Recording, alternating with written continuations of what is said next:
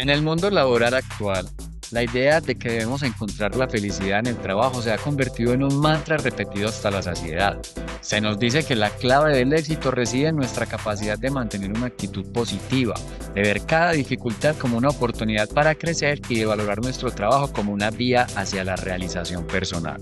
¿Alguna vez te has preguntado si esa obsesión con ser feliz en el trabajo es realmente para tu beneficio? Nos dicen que debemos amar lo que hacemos, que una actitud positiva lo cambia todo y que cada obstáculo es una oportunidad disfrazada. Pero, ¿qué pasaría si te dijéramos que esta búsqueda de la felicidad podría estar ocultando algo más? Tal vez, esa sonrisa que te piden mantener no es más que una herramienta de control, un modo de hacerte olvidar las injusticias y precariedades que te rodean. Somos Johan y Carlos y esto es Historia sin esquemas.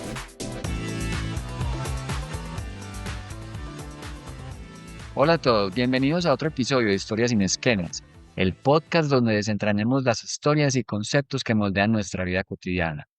Soy Carlos y en el episodio de hoy exploraremos un tema que ha dado mucho de qué hablar, la psicología positiva en el trabajo. Y conmigo está mi compañero de siempre, Johan, bienvenido a Historias sin Esquemas. Hola Carlos, hola a todos. Hoy vamos a sumergirnos en esta idea de felicidad en el lugar de trabajo, que parece ser pues como el objetivo final que el sistema nos vende. Ya veníamos hablando de una serie de también aristas desde la psicología positiva y vamos a profundizar el día de hoy después de una larga pausa. Una larga ausencia, pero hemos vuelto, estamos nuevamente por acá. Habíamos discutido la capítulo anterior algunos elementos de ese imperativo de la felicidad y cómo grandes corporaciones, el neoliberalismo se ha, digamos, encargado de meternos en la cabecita por diferentes medios ciertas ideas y cómo eso ha logrado también permear el mundo laboral. Hoy creo que vamos a profundizar un poco sobre esos aspectos y es adecuado preguntarnos si esa búsqueda de la felicidad en realidad puede ser una trampa también del mismo sistema que nos atrapa y nos imposibilita ver en una realidad mucho más compleja de lo que la psicología positiva y todo ese ruido de coaching parece vendernos.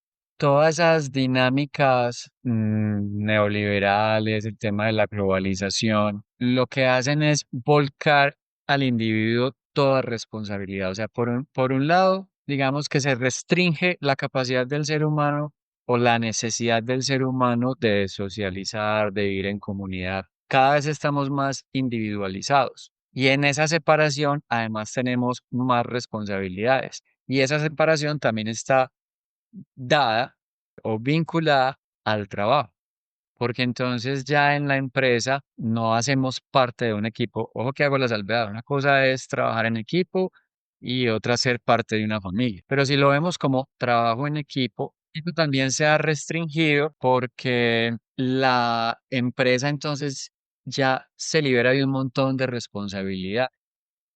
Y si un proyecto, por ejemplo, fracasa, es responsabilidad del individuo.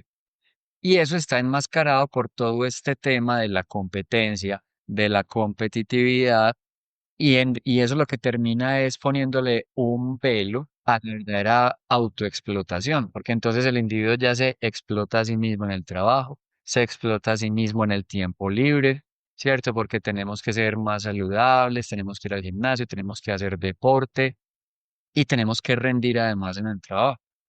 Peor aún, en el caso del género femenino, las mujeres además tienen que ser excelentes madres, tienen muchas más responsabilidades y tienen cada vez que rendir más y venden todo este discurso del empoderamiento femenino precisamente para hacer eso, para explotar al individuo. Tiene que rendir en todas las esferas de la vida y todo pasa a ser responsabilidad de ese individuo separado del resto del grupo. Y a su vez, le hacen creer que el ambiente de trabajo es un ambiente familiar. O sea, digamos que es como una trama escalofriante, perversa, truculenta, para engañarnos y hacernos creer que la realización está en el trabajo o en el gimnasio, consiguiendo más plata, por ejemplo, autoexplotándonos. Sí, la jugada, diría yo, del neoliberalismo y que viene a la perfección este discurso de la psicología positiva y de la felicidad y toda esta industria que mueve miles de millones de dólares anuales, donde hay cursos, donde hay posgrados. La otra vez estaba buscando eh, maestrías en Australia y me llevé, digamos, la sorpresa, bueno, sí, digámoslo así, sorpresa, de que en la Universidad de Melbourne, una de las universidades más prestigiosas a nivel mundial en lo que tiene que ver con investigación educativa, precisamente hay una maestría en educación positiva también. Digamos que todos estos discursos se están permeando y tienen que ver con el cambio de dinámicas laborales. Anteriormente los trabajos eran mucho más estables o, digamos, se buscaba una mayor estabilidad en el trabajo, se buscaba crear y generar, digamos, todo un acondicionamiento para que el trabajador en sí no fuera feliz, pero que, digamos, hubiese una tarea. Y la vinculación ya actualmente la psicología positiva lo que está haciendo es lo que vos mencionabas ahorita, precisamente reivindicando ese individualismo. Ahora, claro, si vos estás depresivo en tu trabajo, si vos sufrís de ansiedad, si vos sufrís de ciertas cuestiones de orden psicológico, entonces es algo más individualizado. De estos coaching, estos psicólogos, estos terapeutas, estos expertos te dan ciertas técnicas, ¿cierto? Algo simplistas que supuestamente funcionan o que se han sido probadas científicamente. Manifestar, escribir un diario con los objetivos que quieres hacia el futuro, cambiar el chip y la mentalidad de mirar la crisis como una oportunidad, buscar nuevas formas de emprendimiento, buscar nuevas formas de ingresos, no basta con un trabajo si dependes de un trabajo, entonces sos un perdedor y tenés que buscar formas más creativas de generar dinero.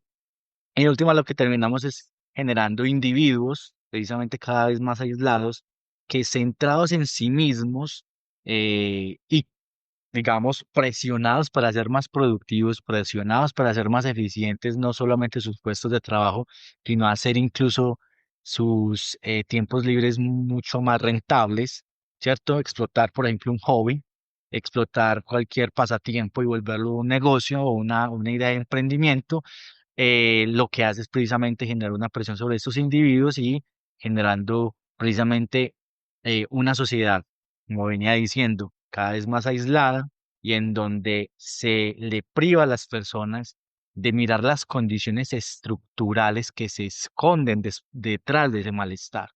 Creo que ahí la psicología positiva ha jugado un papel importantísimo a la hora de justificar precisamente ciertas injusticias o ciertos desequilibrios sociales, culpabilizando al individuo. No, es que si estás mal es por tu culpa, porque la felicidad en última instancia está en tu interior. Solo tienes que tener las técnicas, el paso a paso, las claves, las llaves para hacerlos y simplemente aplicar el manual. Esa felicidad parece que está al alcance de todo el mundo y que solo está, digamos, a la compra de un curso, a la compra de un libro, de ese tipo de recetas fáciles y, digamos que en talla genérica, porque todo el mundo parece ser que quiere ser este tipo de de felicidad. Johan, además hay otro elemento ahí que entra a jugar un papel importante en ese engranaje y es el tema de las drogas, el tema de la pastilla de la felicidad, el tranquilizante, el ansiolítico, ¿cierto? Porque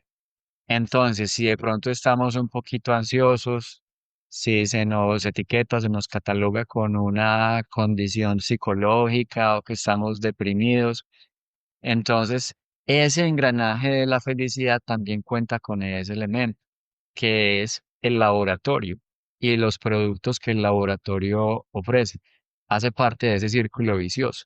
Como tenemos que ser felices, si no somos felices es un problema químico, es un problema que los psicólogos positivos resuelven con una pastillita. Yo creo que eso hace parte importante también como de esa trama de la psicología positiva.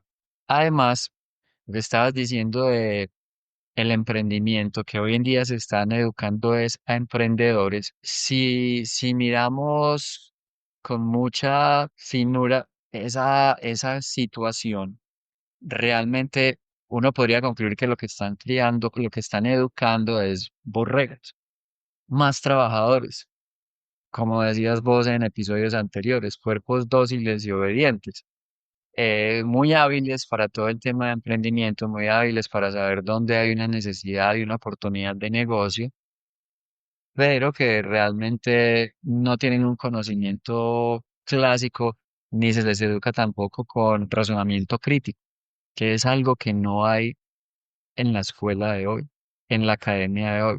Se les está educando para ser emprendedores. Yo diría ahí, emprendedores, entre paréntesis, borregos de la producción, borregos de ese sistema que nos esclaviza a eso, a generar y a generar y a generar y por consiguiente a consumir. Claro, hay la conexión entre educación, economía, mercado. Siempre la escuela, digamos, ha tratado de responder no siempre eficiente y eficazmente a las necesidades de la sociedad, pero en efecto podemos decir que en la actualidad sí, se están metiendo muchos discursos de estos a nivel laboral, a nivel social y también a nivel educativo de generar incluso, lo llaman una cultura del emprendimiento. Es para algunas personas dirán o pensarán ingenuamente, no, qué maravilloso, porque esto le permitirá a los jóvenes salir con una serie de habilidades, las llaman habilidades blandas, ¿cierto? Que les permitirá supuestamente ganar mucho dinero o ascender socialmente o tener puestos de trabajo mejor remunerados, con un estatus social mucho más alto. La cara B de esta situación, me atrevería a decir, es otra, y es que lo que muestran estas iniciativas de generar emprendimiento, de también de convertirte tú en una marca personal, de generar una especie de mercado de la autenticidad, es decir, tenés que convertirte casi que en una mercancía, tenés que saberte vender a De partir la de marca personal. o sea, es decir, tenés una profesión, pero no basta con eso. Ahora tenés que, no sé, buscar el auténtico yo y esa autenticidad, volverla una mercancía.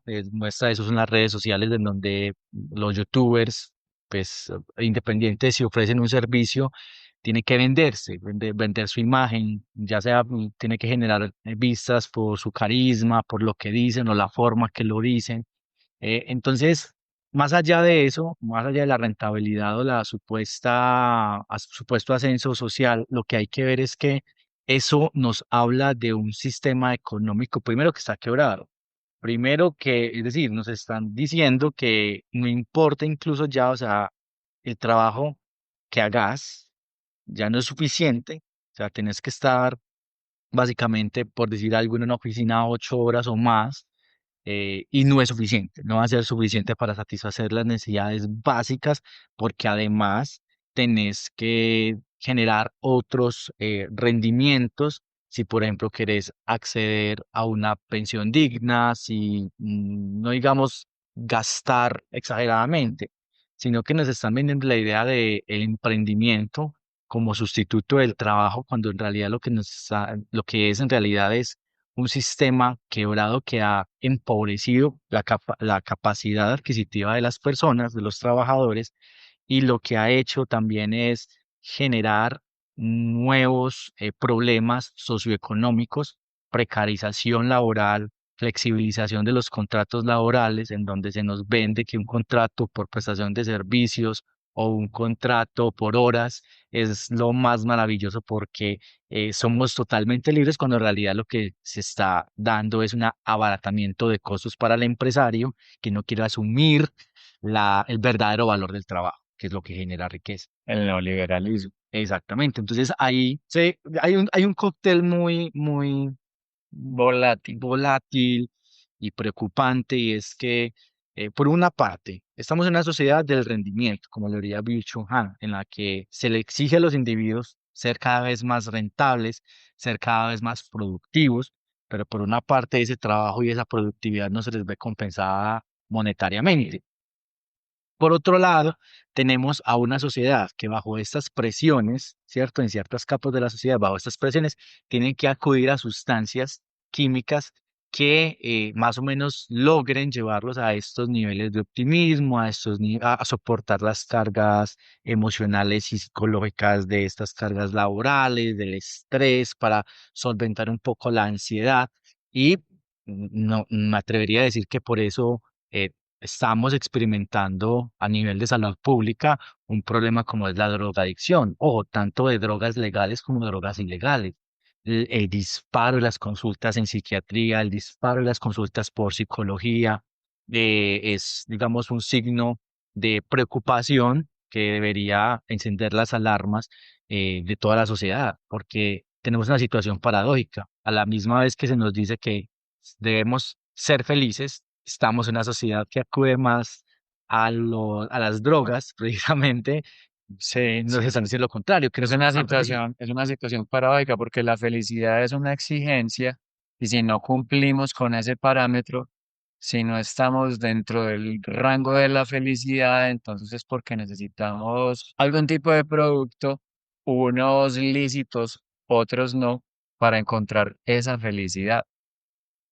Y esa felicidad nos la están vendiendo también como una tendencia, cómo nos tenemos que comportar, cómo tenemos que hablar, qué es lo que tenemos que publicar, qué es lo que proyectamos y lo que vendemos de nosotros mismos. Y precisamente también se está volviendo una tendencia el, lo que determina el estatus de felicidad, los viajes, las fiestas, las mascotas, la pareja. Ya habíamos también discutido eso antes. La gente en este momento no está enamorada de su pareja, sino que está enamorada de la situación. Compartir con alguien para poder proyectar eso, como si eso fuera la felicidad, sin respeto de la otredad. Nos estamos relacionando con maniquís o vemos al otro como un maniquí, como algo que podemos presentar en la vitrina de nuestras vidas, en la vitrina de nuestras redes sociales, y le estamos poniendo a esa persona sobre su espalda la responsabilidad de ser lo que nosotros queremos y necesitamos que sea. Esa es probablemente la forma o una de tantas formas en la que nos estamos relacionando hoy en día, porque esa es la relación que es tendencia, unos parámetros.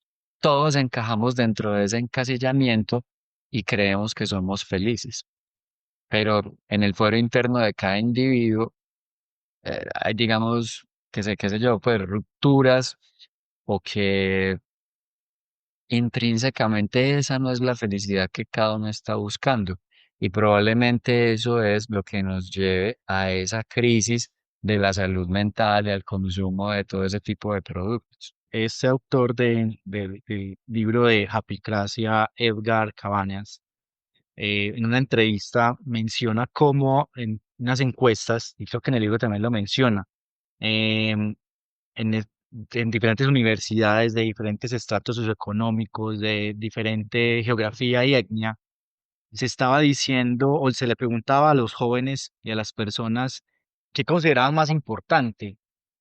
Dentro de las respuestas que ellos daban, estaba ojo con esto, el aparentar, se mostraban como respuesta en estas encuestas, una de dos, o ser feliz o al menos parecer ser feliz. Entonces la felicidad, como ya habíamos dicho en este programa y anteriores, es un imperativo que lleva a las personas a presionarse hasta tal punto de que, y bueno, las redes sociales han servido de plataforma excelente para ese propósito, de precisamente seguir alimentando esta burbuja de felicidad, ¿cierto? Entonces, todo el mundo tiene que aparentar ser feliz, todo el mundo tiene que aparentar de que está contento con la situación que tiene en ese momento, como el trabajo, como el país en el que está, porque siempre se puede, es decir, se nos vende la felicidad, se nos vende la felicidad como una mercancía asequible, como un producto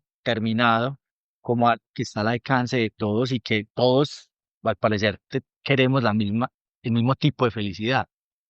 Y las redes sociales precisamente han servido, como ya había dicho, como una especie de maximizador de esta tendencia. Entonces, se nos presiona por tener una vida perfecta, por supuestamente alcanzar ciertos estándares y ciertos ideales en el mundo laboral, en el mundo social, en términos familiares, en términos de expectativa, en términos de logros. Entonces, si no has logrado ciertas cosas a cierta edad, no estás logrando esos objetivos y por lo tanto no puedes ser feliz. Y ese tema sí que genera angustias, el tema de la edad, el tema de ir cumpliendo los objetivos determinados o supuestos para cada edad, para cada etapa de la vida. Terminar una carrera, tener un posgrado, tener un buen trabajo, casarse, tener hijos. Y ese tema sí está generando muchas angustias. Mediante la felicidad, Johan, el dispositivo neoliberal no necesita hacer mucho.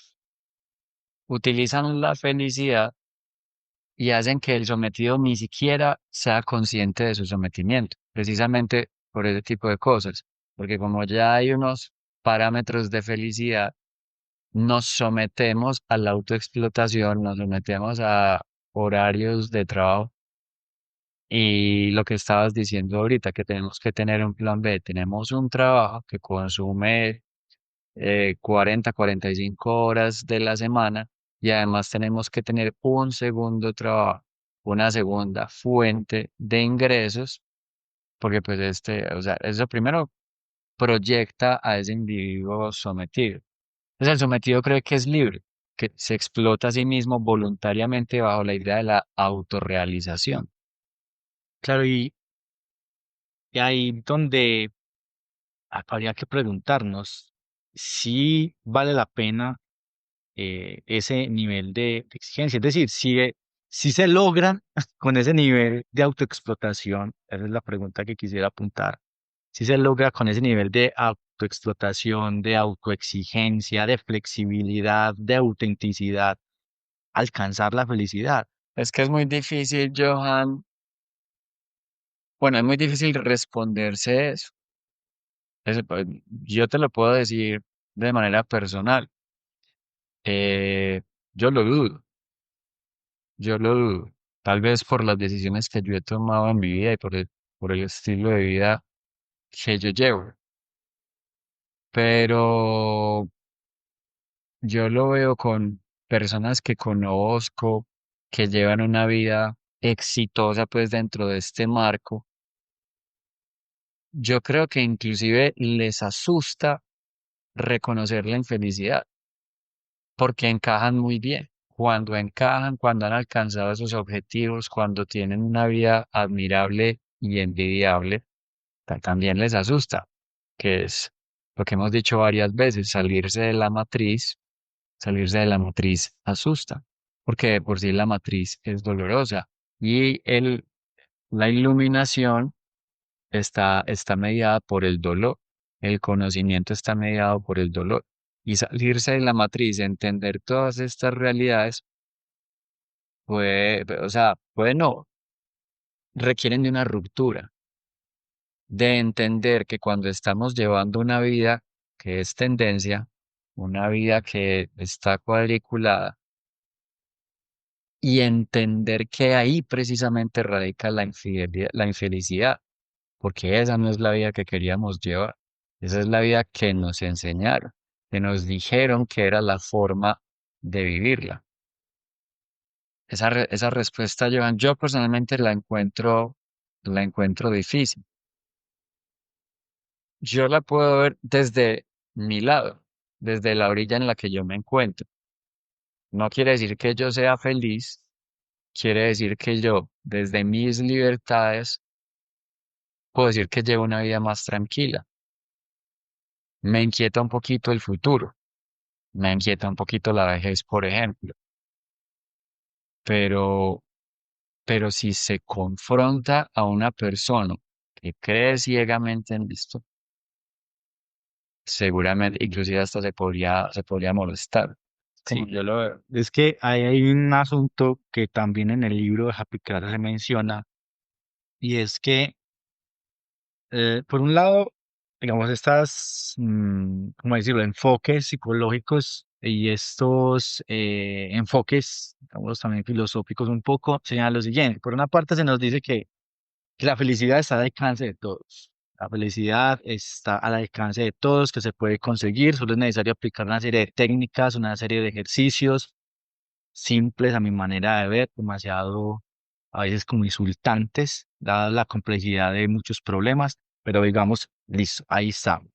Se les vende a las personas que la felicidad por medio de estas técnicas y de estos ejercicios se puede lograr, ¿cierto? Es decir, es un asunto alcanzable, pero al mismo tiempo se les vende a los individuos que aún alcanzando ese nivel de felicidad que quieren en ese momento, aún no se es lo suficientemente feliz como podrían llegar a hacerlo. Entonces es una cadena hacia el infinito de que, ok, logro esto, puedo ser feliz, pero no, no es suficiente. Un nuevo reto. Necesito avanzar más. Entonces, nunca soy lo suficientemente bonito, nunca soy lo suficientemente rico, nunca soy lo suficientemente lo que sea. Siempre hay un nuevo reto, siempre hay una nueva arista que mejorar. Es un constante, ni siquiera perfeccionamiento, es una constante obsesión hacia los individuos de querer modificar algo en la vida, sea, por ejemplo, listo, mejoré en algunos aspectos mi vida laboral. Bueno, ahora vamos a mejorar mi aspecto de las relaciones interpersonales. Entonces necesito más sexo, necesito entonces comprar un curso de seducción. No, necesito mejorar mis finanzas y tener mucho más dinero. Listo, compro un curso de mejora de finanzas personales en YouTube. Ahora, no sé, no tengo una buena relación con la comida. Necesito entonces un curso de hacer comida basados en recetas keto. Cualquier tipo de cosas es entonces mejorable Y hay un gurú para y todo. hay un gurú para todo. Hay alguien que te vende y que es especialista Es en ese tipo experto de en el curso, mercado ¿sí? y lo que termina generando y lo que estamos atestiguando es una sociedad cada vez más eh, ansiosa, mucho más, que tiene relaciones muy problemáticas, por ejemplo, con la comida, que tiene relaciones muy problemáticas con el ejercicio, que tiene relaciones muy problemáticas con sus finanzas, precisamente porque hay un estandarte, siempre hay una, como una, ¿cómo decirlo? Sí, una cima que alcanzar a la cual Inalcanzable. yo tengo que compararme. Entonces, si no estoy allá arriba, no estoy logrando los objetivos, si no estoy logrando los objetivos, no voy a ser lo feliz que pudiese ser. Cuando muchas de las veces para lograr ciertos elementos a nivel psicológico, a nivel económico, no basta la voluntad propia. Hay condiciones estructurales, como lo habíamos dicho en capítulos anteriores, condiciones estructurales que determinan, ¿cierto? El número de posibilidades que una persona tenga para acceder a ciertos lugares, a ciertos espacios, capital cultural, capital social, capital económico. Y realmente, por mucha voluntad, por mucha fuerza de voluntad que muchas personas tengan, hay condiciones que van a impedir ese desarrollo. Es cierto, sí, o sea, tenemos relaciones problemáticas con nosotros mismos. O sea, no es una relación problemática, o sea, quiero decir, no solamente es una relación problemática con la comida, con la ropa, con las personas con las que me relaciono, relaciones problemáticas con mi familia, con mis compañeros de trabajo, con mis jefes. Está problematizada es la relación con cada uno de nosotros, la relación del individuo consigo mismo. Sí, porque el imperativo de ser feliz genera una presión, Joan, que es más devastadora que el imperativo de ser obediente, que era, digamos, lo que trajo consigo la burguesía, creo yo. Ya no teníamos que obedecer al señor feudal, ¿cierto? Ya teníamos otras libertades, o pues el individuo del siglo XV o siglo XVI tenía otras libertades, pero seguía obedeciendo ya al jefe, al patrón. Entonces, este dispositivo lo que hace es que libera al orden del control de cada individuo se controla a sí mismo, pero esto es más tóxico, es más peligroso para cada individuo que precisamente ese imperativo de ser obediente. Ya no tenemos que obedecer, sino que ya tenemos es que competir con nosotros mismos. Ahí mencionaste algo y yo creería que más que dijiste ahorita como el control de los individuos. No, yo creo que les da es la ilusión de tener el control, porque cuando vos cambias de decir, es esto del sé tu propio jefe. Sé tu propio jefe es la muestra para mí predilecta y excelente de este modelo económico de precarización laboral. ¿Y quién tiene más? Yo te lo puedo decir, Johan. ¿Quién tiene más jefes que un freelance? Te lo digo yo desde este lado. Yo como freelance y como docente, tengo más o menos unos 8 jefes. Y se supone que yo controlo mi tiempo y que yo soy mi propio jefe, pero yo tengo que rendir cuentas a sí, Sí, a a varios. varios jefes.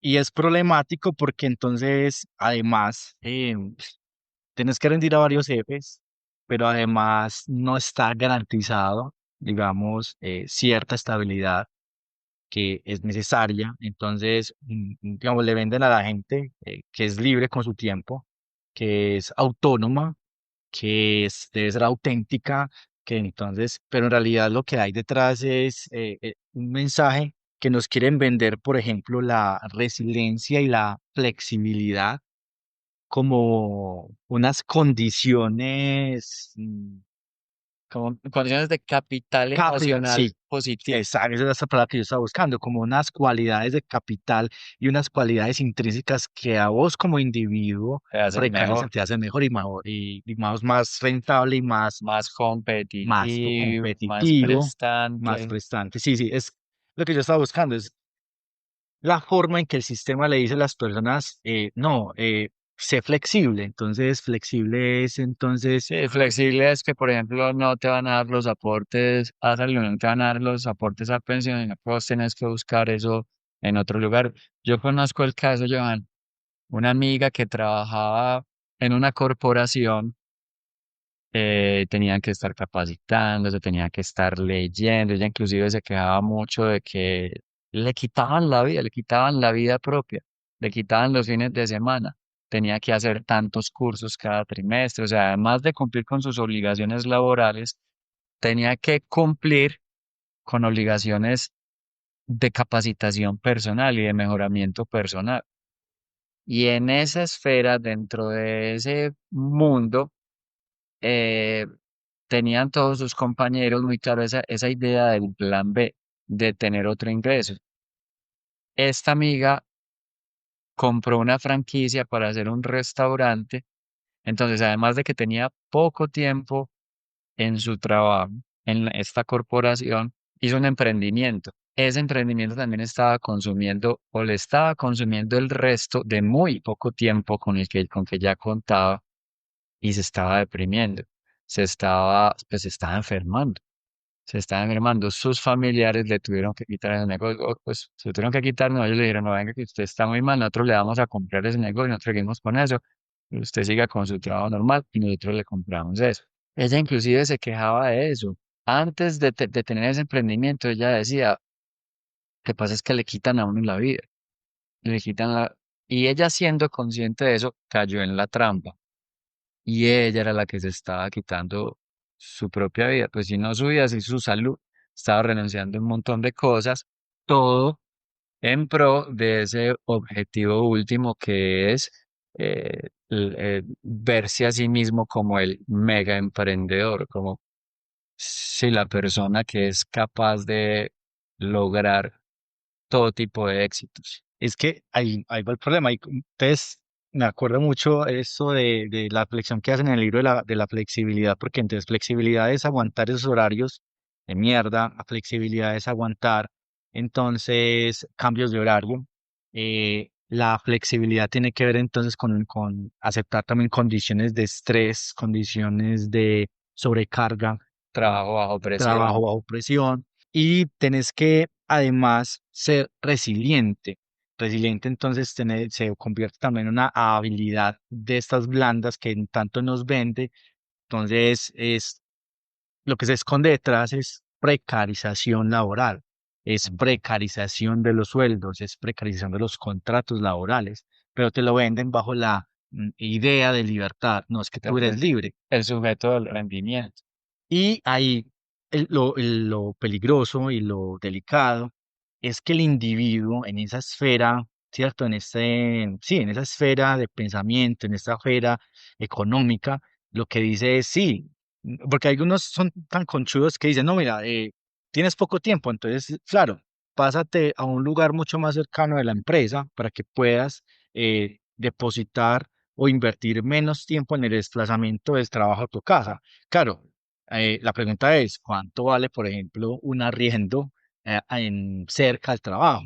Entonces, algunos dirán, vale mucho. Entonces, tienes o bien que renunciar al trabajo o buscar nuevas fuentes de riqueza que, O madrugar mucho, porque yo lo veo, por ejemplo, con mis compañeros de trabajo, lo veo con mis alumnos, viven en Sabaneta, viven en la periferia, es una hora y media de desplazamiento. Inclusive yo lo viví cuando yo trabajaba y tenía un horario libre, un horario laboral, son más o menos una hora y media, 2 horas de vida que uno pierde a diario en el transporte público o en el carro. Es demasiado tiempo el que se pierde. claro, el punto que quería señalar, Carlos, es que sí, hay pues esas condiciones, pero lo que trata de hacer ver el sistema es que eso no es culpa del sistema, es culpa tuya. Es el trabajador termina siendo culpabilizado. Pues es que es culpa tuya por elegir un lugar lejano para trabajar, pásate a un lugar más cercano. Entonces el trabajador responde, no, no, no es culpa mía, es que los arriendos están muy caros. Es muy caro, entonces cambia de trabajo con un mejor sueldo o sigue con tu trabajo, pero consigue un nuevo emprendimiento. Mira que el sistema busca siempre desculpabilizar, Ya no explota, ya no explota, sino que que no, invita al individuo. sí, Bueno, invita no, sí, invita, entre paréntesis, obliga al individuo a autoexplotar. autoexplotarse y es el sujeto que termina siendo básicamente responsable, ¿cierto? De su situación. El sujeto se autoculpabiliza y esta autoculpabilización lo que hace, Carlos, es que los sujetos, al centrarse tanto en su esfera individual, en sus problemas, en sus dolores internos, en su malestar existencial y en, obviamente, buscar la forma de sobrevivir en este mundo tan competitivo, pierde la capacidad y la perspectiva de mirar que no es a él solo lo que le pasa a esa situación, sino que es una situación general y una situación social, lo que le impide al sujeto generar lazos colectivos de resistencia y presionar para, digamos, modificar la situación. Byung-Chul Han lo decía, eh, bueno, de una manera muy pesimista, si me permiten decirlo, no estamos en tiempos de revolución, sino de tiempos de depresión. Entonces, los sujetos deprimidos, que terminan siendo sujetos individualizados y depresivos y narcisistas, no son capaces, dado pues la ilusión del sistema que les vende de que son libres, que nadie los está explotando, que nadie los está oprimiendo, de que son víctimas de sus propias elecciones, a esos sujetos se les imposibilita mirar otras formas de resistencia colectiva que tal vez podrían presionar para cambiar la situación.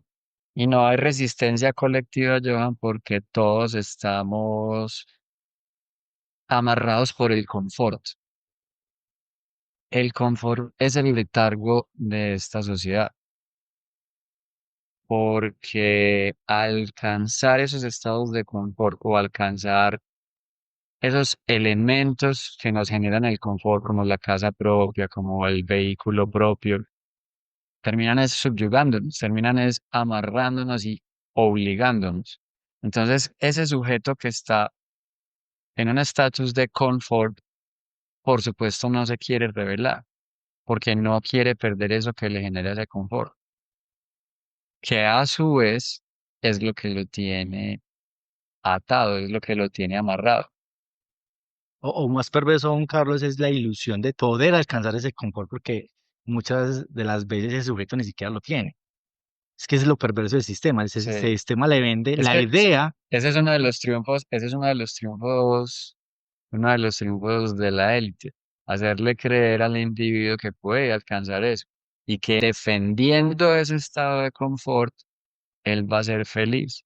Pero ahí sí pues nos estamos otra vez yendo como para la esfera de la conspiración. Pero si lo miramos bien, nosotros tendemos a defender el confort y a defender, sí, a defender a la élite. O con el miedo también de perder un poco de la nada que nos mete el sistema y que, vuelvo y repito, es como una especie de ilusión, tanto el sujeto que tiene como el sujeto a que aspira a tener. Entonces está el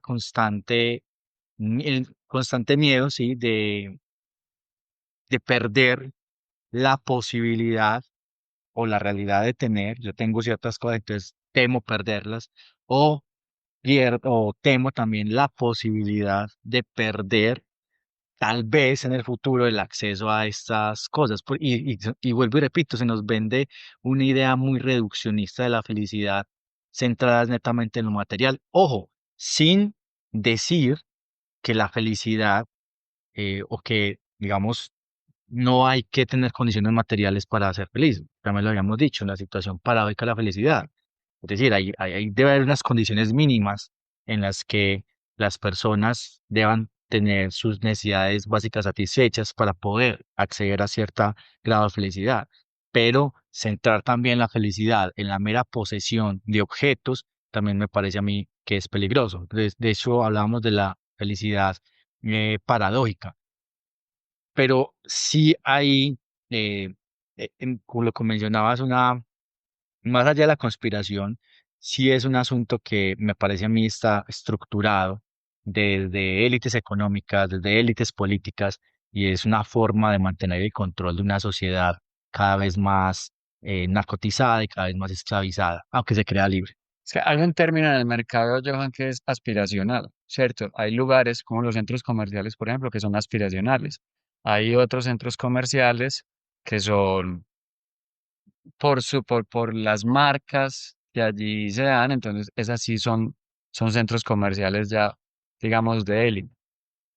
Lo que yo concluyo es que la felicidad es aspiracional.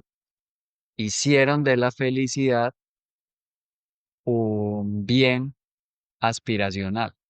Es algo a lo que siempre aspiramos, que está en un objeto, está en un carro, en una casa, en una pareja bonita, en un par de tenis, en un vestido, en un viaje, en algo, en un objeto, en algo tangible y que siempre está lejos.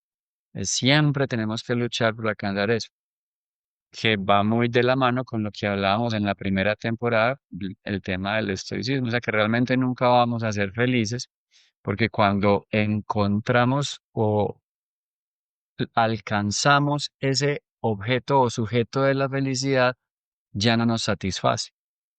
Por ende, el individuo nunca va a ser feliz. O, sí, la felicidad, bueno, viéndolo así, la felicidad siempre ha sido aspiracional. Sí, y en esa línea, Carlos, quisiera en este momentico que vos y yo conversáramos sobre en esa idea, ¿cierto? Que vos acabas de introducir de la felicidad como una aspiración, cómo estos discursos de la psicología positiva y de las exigencias económicas están afectando el mundo educativo, ¿cierto? Vos desde del mundo universitario y yo trabajando con adolescentes y la escuela, creería yo que es pertinente mirar cómo estas ideologías están llegando a permear y a afectar, creería yo, de forma preocupante a los estudiantes y está afectando no solamente los objetivos, sino incluso las mismas prácticas que conllevan a la educación, a la formación de seres humanos hacia el futuro. La pedagogía se pregunta siempre por qué tipo de ser humano, ¿cierto? Queremos formar hacia el futuro, pero con estas nuevas aristas, con estas nuevas demandas, con estas nuevas presiones, creería yo, y es la tesis que me gustaría defender acá, se está perjudicando, se está, desde mi punto de vista, el objetivo de la formación de los seres humanos. ¿O vos cómo lo ves? ¿Cómo esa en el ámbito universitario, por ejemplo, si ves algún tipo de influencia de este tipo de ciencias macroeconómicas. Sí, te lo voy a responder ya de manera muy concisa. A mí me resulta preocupante porque se están educando emprendedores y se ha borrado del pensum universitario, pues que es como el medio en el que yo me desenvuelvo. Se ha borrado precisamente algo tan importante como el razonamiento crítico y el conocimiento clase. A mí me impacta, por ejemplo, cuando yo le pregunto a mis alumnos temas de historia, hasta de geografía, y realmente me inquieta. O sea, yo quisiera saber si es que ellos no lo recuerdan o que realmente el colegio ya no está enseñando historia, geografía, filosofía. Eran materias que pues, yo disfrutaba mucho, le hacía mucho, o sea, le prestaba especial atención a la historia y a la geografía. Y cuando discutimos algunos temas históricos en el salón, yo veo un montón de miradas perdidas y como buscando respuesta en el infinito porque no conocemos la historia, no conocemos la historia. Entonces, la respuesta, Johan, es esa. Eh, sí, se está educando es a emprendedores. Y como lo habíamos dicho hace unos minutos, esos emprendedores terminan siendo piezas del engranaje de la producción, terminan siendo borregos, personas hábiles en las líderes de la negociación, de la producción, de ver oportunidades de negocio, hábiles y muy buenos para vender, para generar ingresos.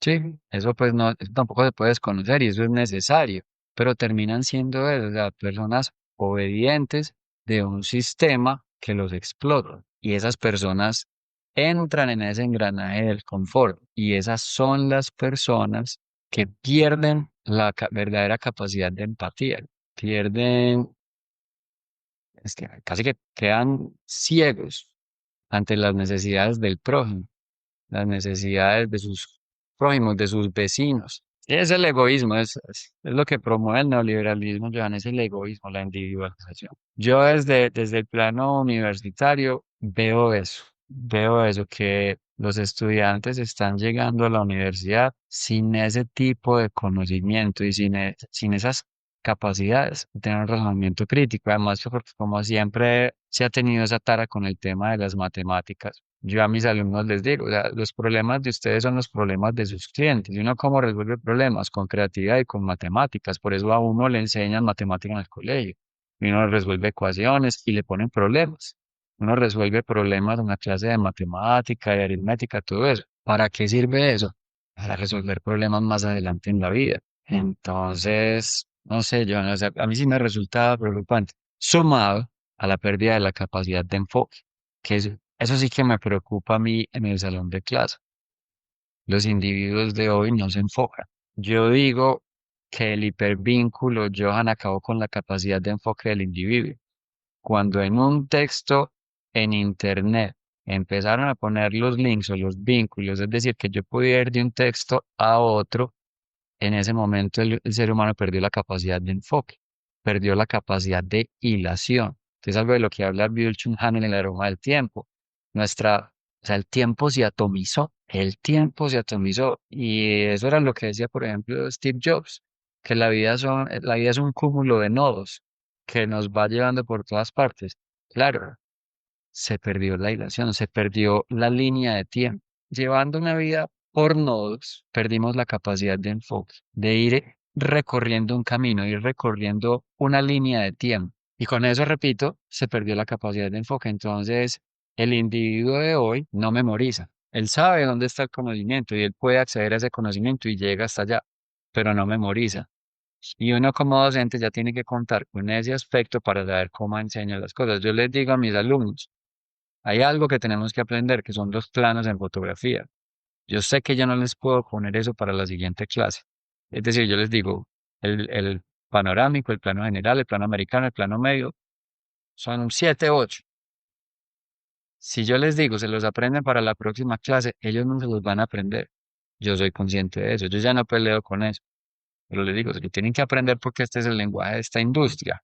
Pero, por medio de la repetición, pero ya, me lleva casi 4 meses que ellos entiendan eso. ¿Por qué? Porque yo no puedo aseverar eso, porque yo no puedo estar en la casa de cada uno de los alumnos viendo cómo estudia. Pero yo recuerdo que uno como aprendía memorizándose, nosotros nos aprendíamos las tablas de multiplicar, por ejemplo. Nos teníamos que aprender todas las tablas, o sea, 4 por 4, la tabla del 1, el 2, el 3, etcétera. ¿Eso qué significaba? Enfocarse, sentarse un ratico a concentrarse, a memorizar. Nosotros memorizamos, nosotros nos aprendimos eso, nosotros nos aprendíamos las capitales, que era una cosa de por sí interesante. Y yo les cuento, por ejemplo, el ejemplo de Edgar Allan Poe, que en sus relatos hablaba de lugares bellísimos que nunca visitó, pero que aprendió de ellos en los libros. Y así era como uno aprendía el mundo, buscando, yendo a la fuente de consulta y memorizando y enfocándose. Entonces yo creo, Johan, que es un peligro, pues ya uno no puede pelear con eso y es una realidad, pero a mí me resulta triste. Desde mi posición, a mí me resulta triste que hayan perdido esa capacidad de enfoque y la posibilidad de ver el mundo como lo veíamos nosotros. Bueno, tal vez hasta sea más chévere como ellos están viendo el mundo, yo no lo podría saber. Pero el hecho, por ejemplo, de no saber la historia y toda la riqueza que se esconde en la historia y todas las fuentes que hay en la historia, porque yo les digo a mis alumnos, la creatividad no es una puerta en media mano, eso es una mentira. La musa inspiradora es una mentira, eso es una herramienta que usaron los genios para esconder el fantasma. Los genios de la historia han hablado de la musa, pero eso es simplemente para alejarnos a nosotros los mortales de la genialidad. Realmente la musa está es en la disciplina, en el estudio, y ellos no van a eso. Yo les he insistido mucho este semestre, por ejemplo, que vayan a Aristóteles. Ni siquiera que lean Aristóteles, que busquen quién fue Aristóteles, que busquen en los sitios en los que ellos consultan quién fue Aristóteles y por qué es tan importante, porque es considerado uno de los personajes más importantes de la historia de Occidente. En parte porque Aristóteles fue el que nos enseñó a narrar. Como yo enseño una cosa que, o sea, es un fundamento para algo muy, muy, muy, muy vigente y muy del presente, que es el storytelling. Yo les digo, si ustedes quieren contar historias, vayan a Aristóteles. Dejen de repetir las fórmulas fusiladas que están en TikTok, por ejemplo, o en Instagram. Dejen de repetir eso porque es pura homogeneización. Todo el mundo habla igualito, todo el mundo tiene las mismas fórmulas. Si quieren ser disruptivos, vayan a los clásicos, vayan a los griegos a ver qué se encuentran allá y cómo ustedes pueden romper y ser los verdaderos disruptivos. Yo les digo eso. La verdadera revolución hoy en día, Johan, está en ser nerds, en ser ñoños. Ahí está para mí la revolución. No sé si respondí a tu pregunta. No, porque lo digo porque yo lo veo y con todo lo que estábamos aquí hablando de la psicología positiva, y sí está relacionado con lo que vos decís. Yo creo que, y lo veo como profesor de bachillerato, pues con adolescentes, y lo veo también en el ambiente institucional, y lo veo también en el asunto de los padres y sus demandas. Hay una, ¿cómo decirlo? Una preocupación, o no una preocupación, es una exigencia del sistema en cómo hay que ser felices, como hay que tener todo el mundo debe ser agradable, todo debe ser bonito, todo debe entrar eh, por, por sí, por lo asunto de lo agradable, todo debe estar suavecito. Y esto en el ámbito educativo lo veo porque anteriormente sí, digamos, se privilegiaba la disciplina, la exigencia, el compromiso, la responsabilidad. Obvio, no estamos aquí haciendo, o yo en particular no estoy haciendo una apología a la violencia, a ciertas formas disciplinarias y autoritarias que, digamos, en el pasado está evidenciado científicamente no servían para nada, pero sí creo que, por ejemplo, todas estas corrientes, sobre todo psicológicas, que han permeado la escuela, eh, han hecho, han hecho mella y han afectado un poco y se ha perdido un poco lo que es la misma tarea de la educación, que es la formación. Entonces, por ejemplo, un docente cualquiera que lo he visto, que quiera exigirle a sus estudiantes a abordar un documento, a explicarles y a enseñarles cómo debe ser, por ejemplo, la realización de un informe de lectura o cómo debe ser, por ejemplo, un ejercicio de descripción de un texto o de un análisis o generar una conclusión o generar un argumento. O en matemáticas, se le exige al estudiante que aprenda un cierto procedimiento para desarrollar cierta forma de pensamiento matemático para resolver problemas y el estudiante, por ejemplo, pierde, no lo entiende porque no lo comprendió o cometió un error, y se le coloca, digamos, como es un indicador, una nota de no logró ese objetivo, pero se le mejora, al docente se le cae con toda la fuerza de decir, es que me estás traumando al niño, es que, porque le pone, entonces, vemos que hay como todo debe ser agradable, vuelvo y repito, y como estamos hablando también de la psicología positiva, entonces se está centrando mucho, veo yo, en el ámbito educativo, todo lo centrado a lo emocional, ¿cierto? Se le está dando prioridad a lo emocional, ¿no? Que no hay que traumar a los niños, que no hay que generar ciertas condiciones de conflicto, que no, y vuelvo e insisto, hay una, o bueno, o insisto más bien, muchos de esos teóricos que se atreven a dar recetas nunca han pisado una puta escuela. O sea, solamente en la trinchera se sabe el Claro. rigor de la guerra. Y hablan de, ah, no, es que yo sí quisiera ver, Carlos, a muchos de estos psicólogos positivos o a un psicólogo un día. Un día laboral, ellos solitos enfrentándose a un salón de clases, tratando Todos los problemas con con todo, todo el contexto de cada uno de sus alumnos, porque es que esa es otra cosa, el tema del contexto, que es algo que borra la psicología positiva y se trata de homogeneizar, pero en un salón de clases de bachillerato, Johan, pues vos me validarás esto que estoy diciendo en un salón de clase de cuántos, 40, 45 alumnos, hay de todo menos homogeneidad. hay diversidad, hay conflicto y hay cosas en la escuela que no generan felicidad.